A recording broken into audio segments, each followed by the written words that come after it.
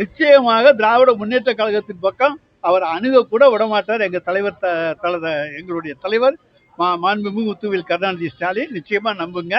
அவரை தாவேக்காவும் புறக்கணிச்சிச்சு, அதிமுகவும் புறக்கணிச்சிச்சு, நடு ரோட்ல அனாதையா நிற்கிறார். அதான் அவருடைய கட்சி. இன்னைக்கு ஜிபியில ஆர்டிஸ்ட்லாம் காணாம இருக்கு அப்படிங்கிற ஒரு சர்ச்சை போயிட்டு இருக்கு. நிலக்கரி ஊழல் சம்பந்தமா உள்ள நிலக்கரி கொள்முதல் சம்பந்தமா உள்ள ஆர்டிஸ்ட்லாம் காணாம இருக்கு அப்படிங்கிற சர்ச்சை போலீஸ் ஸ்டேஷன் கம்ப்ளைண்ட் பண்ணிருக்காங்க. அது நல்லா நாங்க யாரும் நாங்க எடுத்துட்டு போக முடியாது. அவங்க அது அதிகாரிகள் தான் இருக்காங்க, அதிகாரிகள் தான் பொறுப்பு.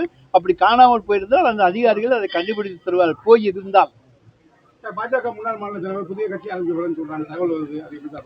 அதை என்ன தேவை? ப்ரோ ஆரம்பிக்கிற போது அந்த ஷோ ஆரம்பிச்சேன் ஒண்ணும் கிடையாது. சோனா என்ன சார் சகோ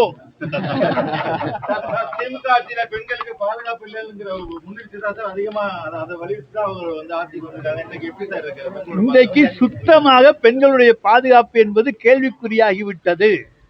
அதுதான் இந்த ஆட்சியினுடைய 15-20 நாள் சாதனை என்பதை மனவேதனையோடு நாங்கள் தெரிவித்துக் கொள்கிறோம்.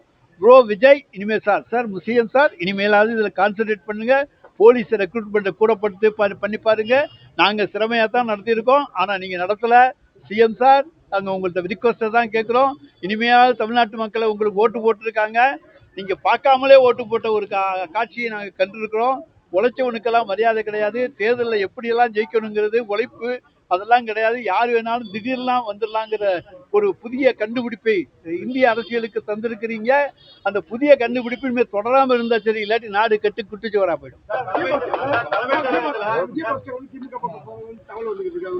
நிச்சயமாக திராவிட முன்னேற்ற கழகத்தின் பக்கம் அவர் அணுக கூட விடமாட்டார். எங்க தலைவர் எங்களுடைய தலைவர் மாண்புமிகு முத்துவேல் கருணாநிதி ஸ்டாலின் நிச்சயமா நம்புங்க.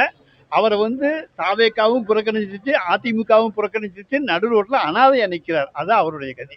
தலைமைச் செயலகத்துல விஜய் ஆலோசனைங்கிற கூட்டம் நடத்துறாரு. ஆனா ஆலோசனை எந்த ஆலோசனை அவரும் வழங்கவில்லை. அதுக்கு என்ன சொல்றாங்க? ஆலோசனை கூட்டம் முடிந்த பிறகு அறிக்கை வெளியிடுவார்கள். அந்த அறிக்கை வந்தா தான் நம்ம எதையும் சொல்லலாம். என்ன ஆலோசனை பண்ணாங்கன்னு அவங்களுக்குள்ளே ஆலோசனை பண்ணியிருக்காங்க.